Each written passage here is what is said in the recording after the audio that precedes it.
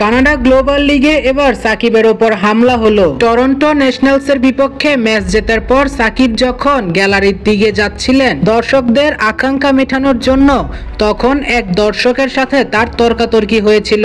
দর্শক তাকে নির্লজ্জ বলেছিল বিবেকটাও কি হারিয়েছেন। সাকিব বারবার বলেছিল তাকে, আপনি দেশের জন্য কি করেছেন।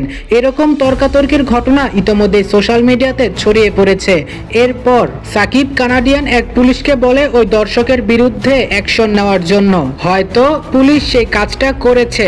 এরপর সাকিব যখন সারে জাগুয়ার্সের বিপক্ষে ম্যাচ জিতে হোটেলে ফিরছিলেন, তখন বাংলা টাইগার্সের গাড়ির পিছনে ছিলেন তার গাড়ি। অর্থাৎ সাকিবের অভিযোগটা এমন ছিল, তিনি বাংলা টাইগার্সের বাস নয় বরং প্রাইভেট কার করে গাড়ির পেছন পেছন যাচ্ছিলেন। তখন নাকি বাঙালি কিছু শিক্ষার্থীরা তার গাড়িকে চারিদিক থেকে ঘিরে ফেলেছিল এবং সাকিব বলেন লাঠির আঘাতে তার গাড়ির এক কর্নারের গ্লাসও ফাটিয়ে ফেলেছিল শিক্ষার্থীরা, এবং তারা বাহির থেকে বলছিল বিবেকহীন, লজ্জাহীন, এইরকম কিছু।